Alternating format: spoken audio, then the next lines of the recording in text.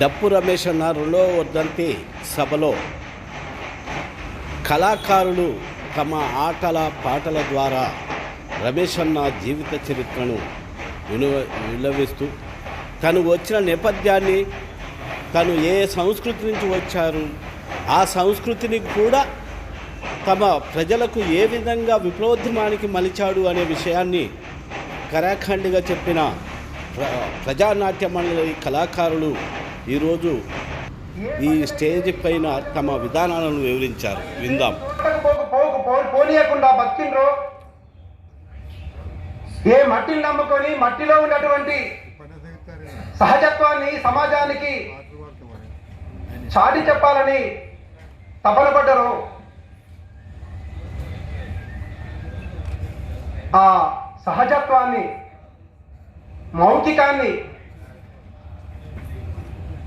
ప్రజల సమూహంలో మధ్య తీసుకొచ్చినటువంటి ఒక సైనికుడు, సాంస్కృతిక సైనికుడు డప్పు రమేష్ అన్న. పట్టరా పట్టు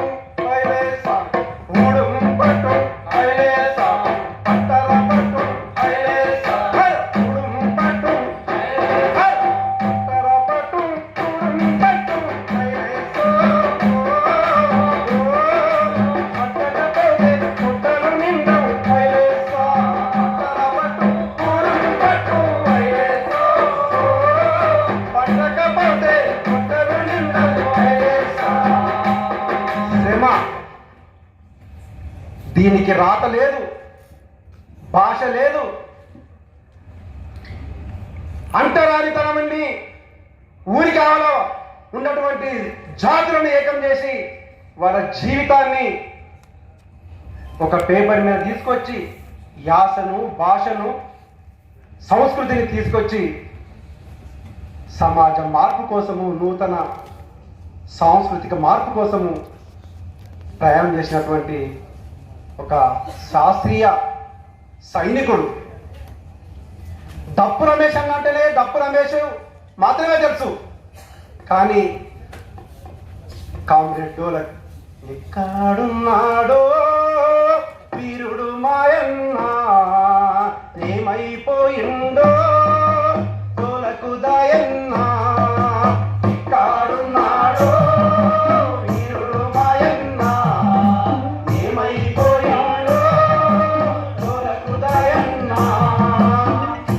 40 ఏళ్ల చరిత్రలో, జైనం చరిత్రలో మునివేళ్లతోటి వాయించిన శబ్దంతో జైన్యం బతికింది.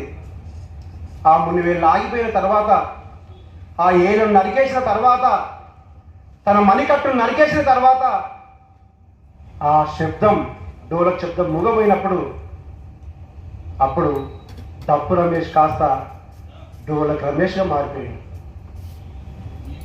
అంటే ఒక మనిషి ఒక సమాజాన్ని మార్చాలనుకున్నప్పుడు డప్పు అవసరం వచ్చినప్పుడు డప్పు, డోలకు అవసరం వచ్చినప్పుడు కామ్రేడ్ డోలక్ దయ భర్తీని, ఆ లేని లోటును భర్తీని చేసి జైనం పాటలన్నిటినీ ఒక ఆ డోలకును తన భుజాన వేసుకొని ప్రయాణం చేసింది. మీరు వినే ఉంటారు. పొద్దు తిరుగుడు పువ్వు పొద్దును ముద్దాడే, తొలి పొద్దును ముద్దాడే, పొద్దు తిరుగుడు పువ్వు పొద్దును ముద్దాడే, తొలి పొద్దును ముద్దాడే, తిరుగుడు పువ్వు పొద్దును ముద్దాడే, తొలి పొద్దును ముద్దాడే, పొద్దు తిరుగుడు పువ్వు పొద్దును ముద్దాడే, తొలి పొద్దును ముద్దాడే, అడవిలో వెన్నెలమ్మ ఆకుల ముద్దాడే, చిగురాకుల ముద్దాడే, అడవిలో వెన్నెలమ్మ ఆకుల ముద్దాడే, చిగురాకుల ముద్దాడే, oleo oleo oleo oleo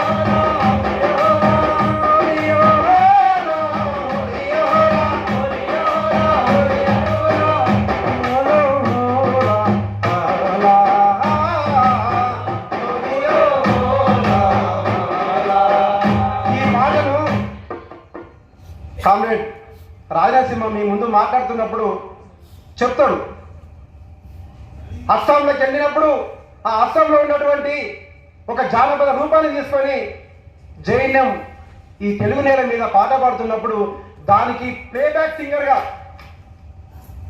humming Gaddar రే రే రే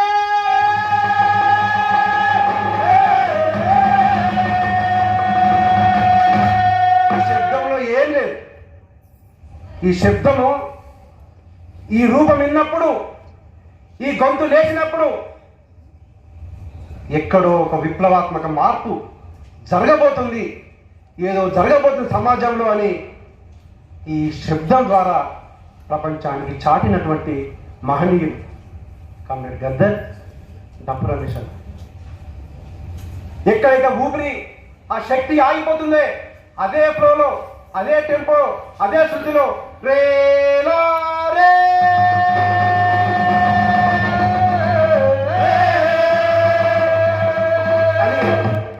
పక్కన ఒక శబ్దము, ఒక మహత్తరమైనటువంటి శబ్దము, కంచు కంఠము మన ముందుకు వస్తుంది. అతడే కామ్రేడ్ డప్పు రమేష్. ఈ పాటలు ఇంతకు ముందు పాటలు వినిపించిన సంధ్యక్క ఒక మహత్తరమైనటువంటి సాహిత్యం. ఈ సాహిత్యాన్ని నేను ఇక్కడ ఉన్న కవులకు కానీ రచయితలకు కానీ మేధావులకు కానీ విజ్ఞప్తి చేస్తా ఉన్నాం. ఒక ప్రజా కళామండలిగా భూస్వామ్య సామ్రాజ్యవాద వ్యతిరేక సాంస్కృతిక పోరాటంలో ప్రయాణం చేస్తున్న ఒక సంస్థ సంఘంగా మీ అందరికీ విజ్ఞప్తి చేస్తా ఉన్నాం. దయచేసి కామ్రేడ్ డప్పు రమేష్ చేసినటువంటి ఒక శాస్త్రీయమైనటువంటి జానపద కళారూపంలో, శాస్త్రీయ కళారూపంలో తను తీసుకొచ్చినటువంటి ఒక మహత్తరమైనటువంటి మెలకువలను, ఒక విప్లవాత్మక మార్పులను పెట్టండి. ఒక పుస్తకాలు, అధ్యయన కేంద్రాలుగా, గ్రంథాలుగా వీళ్ళ మీద మనం పెట్టినప్పుడే ఇట్లాంటి మట్టిలో వచ్చినటువంటి మాణిక్యాలు వీళ్ళు. సంధ్యక్క పాడినప్పుడు ఆ పాటలు చూడండి, ఆ పాటనే ఈరోజు ఎప్పుడైతే ఎన్ని దశాబ్దాల కింద రాసిండో, కానీ ఈ నుండి ఇంకా ముందు దశాబ్దాలకు కూడా ఆ సాహిత్యమే ప్రామాణికం. దేశంలో ఉన్నటువంటి అన్ని సమస్యలకు ఆ సాహిత్యమే ప్రామాణికం. ఎక్కడిది ఆ బాణి ఎక్కడి నుండి తీసుకొచ్చినారు? నిజంగా డప్పు రమేష్ అనుకున్నటువంటి మొత్తము జ్ఞానం పోసి దాన్ని సృష్టించిండా? ఎక్కడో చర్చిలో ఉన్నటువంటి బాణి, చర్చిలో యేసుక్రీస్తును స్మరించుకునేటువంటి బాణి తీసుకొచ్చి అది ఆ సమాజంలో, ఆ యేసుక్రీస్తు పాట పాడుకునేటువంటి సమాజంలో అదొక మహత్తరమైన పాటగా పాడుకున్నటువంటి ఆ సమాజాన్ని, ఆ పాటను పక్కకు పెట్టేసేసి మీ త్యాగం ఉన్నతమైనది, అది హిమశిఖరాల వంటిది, మీ త్యాగం ఉన్నతమైనది, అది హిమశిఖరాల వంటిది, మీ ఆశయం శ్వాసితమైనది, అది కమ్యూనిజం చేస్తది, మీ ఆశయం శ్వాసితమైనది, అది కమ్యూనిజం చేస్తది. ఎందుకంటున్న తల్లికి పురిటి నొప్పులెంత సహజమో, బిడ్డలు